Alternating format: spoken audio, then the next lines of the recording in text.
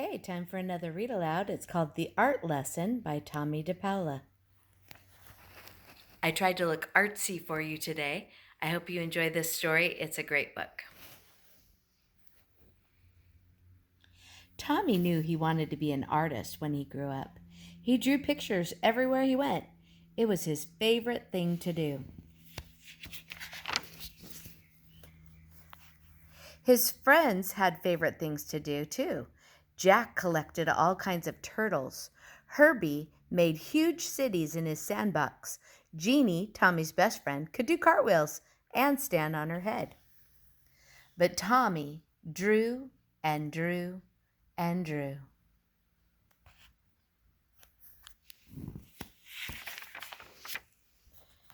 His twin cousins, who were already grown up, were in art school learning to be real artists. They told him not to copy and to practice, practice, practice. So he did. Tommy put his pictures up on the walls of his half of the bedroom.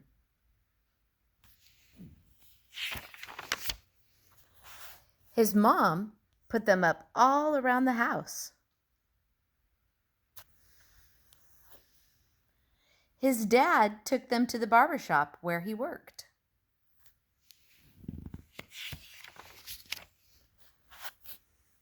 Tom and Nana, Tommy's Irish grandfather and grandmother, had his pictures in their grocery store.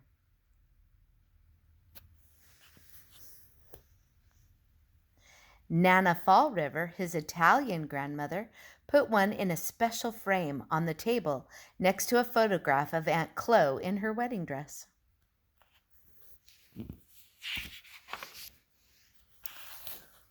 Once, Tommy took a flashlight and a pencil under the covers and drew pictures on his sheets.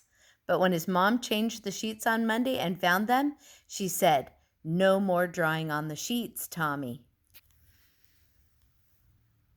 His mom and dad were having a new house built, so Tommy drew pictures of what it would look like when it was finished.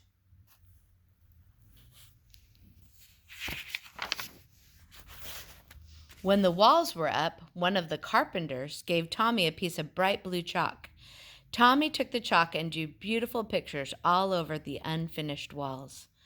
But when the painters came, his dad said, "That's it, Tommy. No more drawing on the walls."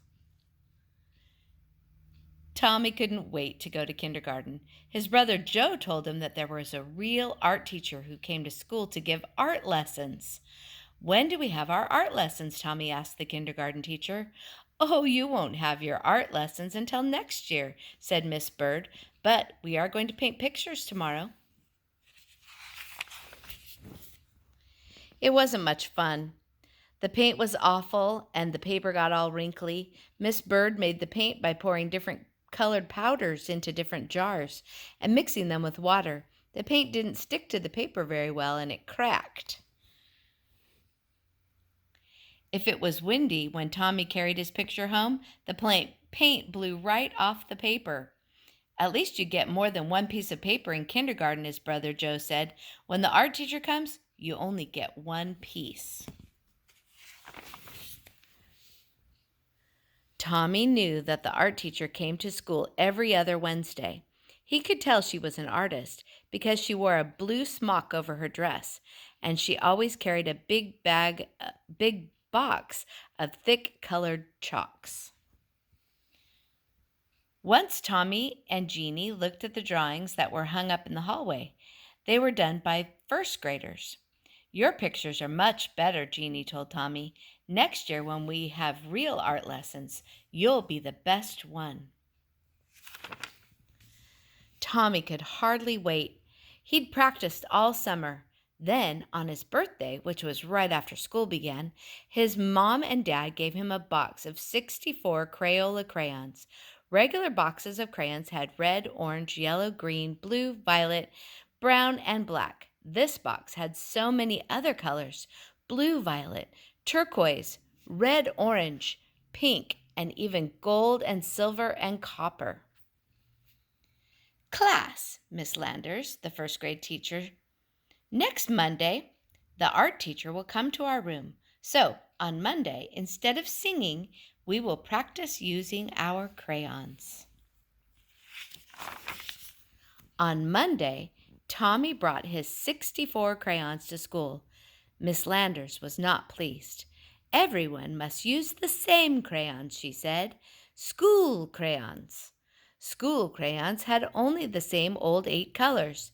As Miss Landers passed them out to class, she said, "These crayons are school property, so do not break them, peel off the paper, or wear down the points."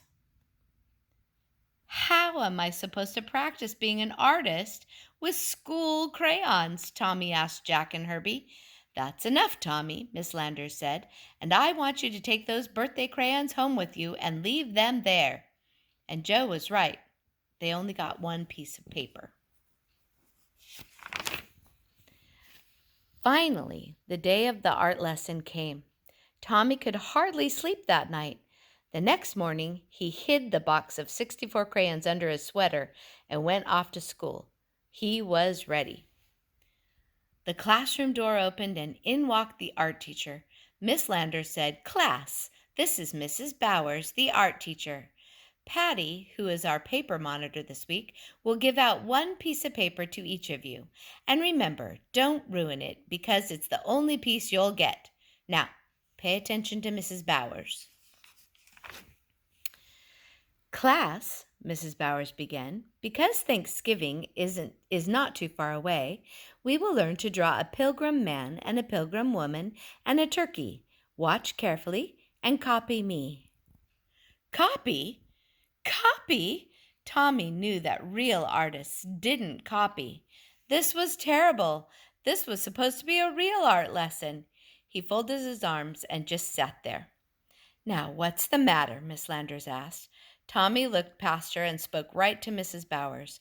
"I'm going to be an artist when I grow up, and my cousins told me that real artists don't copy. And besides, Miss Landers won't let me use my own 64 Crayola crayons." "Well, well," Mrs. Bowers said, "what are we going to do?" She turned to Miss Landers and whispered together, and Miss Landers nodded. "Now, Tommy," Mrs. Bowers said, "it wouldn't be fair to let you do something different from the rest of the class. But I have an idea. If you draw the pilgrim man and woman and the turkey, and if there's any time left, I'll give you another piece of paper, and you can do your own picture with your own crayons. Can you do that?" "I'll try," Tommy said with a big smile. And he did. And he did. And he still does.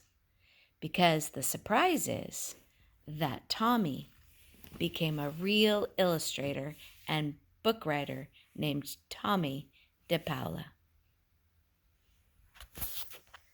I hope you enjoyed the story. Have a great day.